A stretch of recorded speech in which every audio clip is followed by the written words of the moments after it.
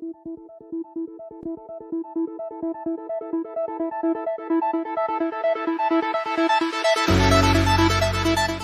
mother bore me in the southern wild, and I am black, but oh, my soul is white.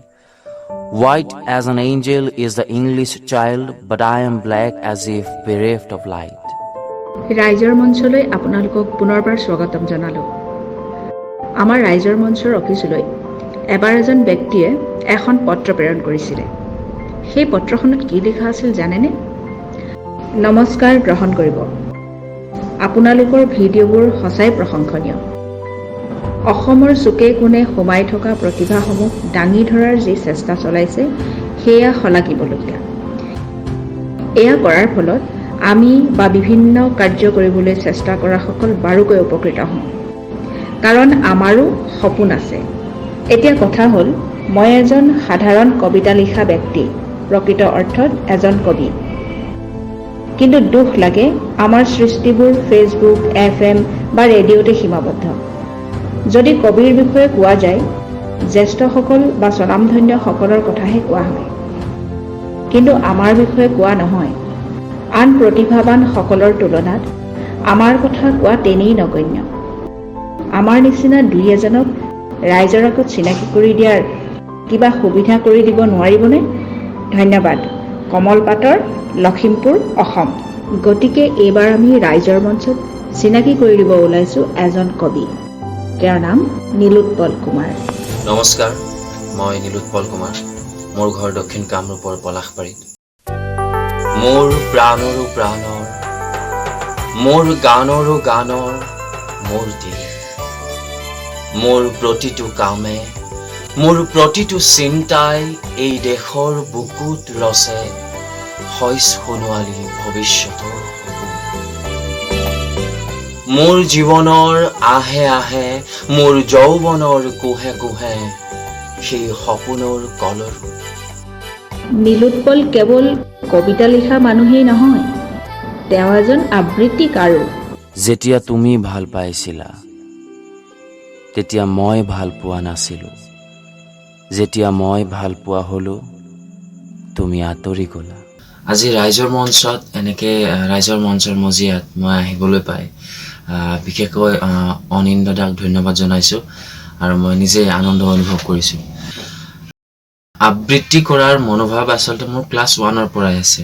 মানে সেই মনোভাৱটো মোৰ ভিতৰত সংৰোপণ কৰি দিছিল মোৰ মায়ে। প্ৰথম মই কবিতা আবৃত্তি কৰিছিলোঁ ৰকেটত উঠি আমি আকাশলৈ যাম, এই কবিতাটো। মই যিখন প্ৰাথমিক বিদ্যালয়ত পঢ়িছিলোঁ সেই বিদ্যালয়খনক প্ৰতিনিধিত্ব কৰি মই এই আবৃত্তিটো কৰিবলৈ গৈছিলোঁ। তাৰপিছত 2006 চন যেতিয়া 4ৰ্থ শ্ৰেণী পালোঁ, 4ৰ্থ শ্ৰেণীৰ পৰা মই আচলতে গুৰু পালোঁ, সংগীতা কলিতা। তেতিয়াৰ পৰা মোৰ আবৃত্তি এটা ধাৰাবাহিকভাৱে আৰু ভালদৰে চৰ্চা আৰম্ভ হৈছে। প্ৰেম এইটো নহয় যে ইজনে আনজনক পাবই লাগিব, নাপালেও কথা নাই। জীৱন চলি যায়, কিন্তু গম পোৱা যায় যে কোনে কাক কিমান বুজি পায়। মই আচলতে প্ৰথমতে নিজেই নিজৰ প্ৰতিযোগী, কাৰণ প্ৰত্যেকটা ইম্প্ৰভাইজেশ্যন বা প্ৰত্যেকটা পাৰফৰ্মেঞ্চৰ পিছত কিবা কিবি খুটি নাটি ৰৈ যায়, আৰু মই নিজেই নিজৰ ওচৰত হাৰি যাওঁ যে ইমানখিনি মোৰ মগজুত আছিল বাট মই প্ৰেক্টিকেলি ইউজ কৰিব নোৱাৰিলোঁ। চ' প্ৰত্যেকটা কামৰ পিছতে যেন মই নিজেই নিজৰ প্ৰতিযোগী, আচলতে নিজেই নিজৰ প্ৰতিযোগী হৈ লওঁ, আৰু আন প্ৰতিযোগীৰ কথা ক'বলৈ এতিয়া হোৱা নাই। আচলতে তুমি অনুভৱৰ কঠীয়া সিঁচিছিলা মোক বুজাই নিদিয়াকৈ, মই বুজি পোৱাৰ দিনা চপালা তুমি ধান আবতৰীয়াকৈ। মানি ল'বা, মনত ৰাখিবা, তুমি জীৱন হ'ব নোৱাৰা, মাথো হ'ব পাৰা এটি অংশ জীৱনৰ। তুমি সপোন নহয়, হ'বও নোৱাৰিলা সহযাত্ৰী সপোন পথৰ। মই সেই কবিতাটো আপোনালোকলৈ আগবঢ়াইছোঁ, আৰু যিটো কবিতা শুনি, ইংৰাজী কবিতা শুনি, উইলিয়াম ব্লেকৰ দ্য লিটল ব্লেক বয় কবিতাটো শুনি অনিন্দ দাই মোলৈ মেছেজ কৰিছিল, সেই কবিতাটো মই আপোনালোকৰ মাজলৈ আগবঢ়াইছোঁ। ধন্যবাদ, ৰাইজৰ মঞ্চক ধন্যবাদ। My mother bore me in the southern wild, and I am black, but oh, my soul is white. White as an angel is the English child, but I am black as if bereft of light. My mother taught me underneath a tree, and sitting down before the heat of day, she took me on her lap and kissed me, and pointing to the east began to say, "Look on the rising sun, dear God does live, and gives his light and gives his heat away, and flowers and trees and beasts and men receive comfort in morning, joy in the noonday. And we are put on earth a little space, that we may learn to bear the beams of love.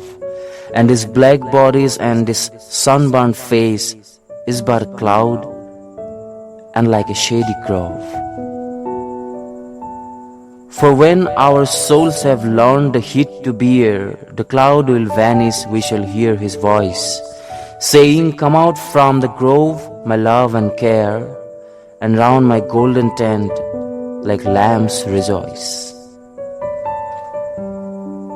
Thus did my mother say and kissed me, and thus I say to little English boy, when I from black and he from white, cloud free, and round the tent of godlike lambs we joy. I'll shade him from the heat till he can bear, to lean in joy upon our Father's knee, and then I will stand and stroke his silver hair, and be like him, and he will then love me. নীলোৎপলক আমি সকলোৱে উৎসাহ যোগাব লাগিব। ৰাইজৰ মঞ্চৰ তৰফৰ পৰা তেওঁলৈ থাকিল অশেষ শুভেচ্ছা আৰু শুভকামনা। ৰাইজৰ মঞ্চৰ আজিৰ খণ্ডটিৰ পৰা ইমানতে মেলানি মাগো। নমস্কাৰ।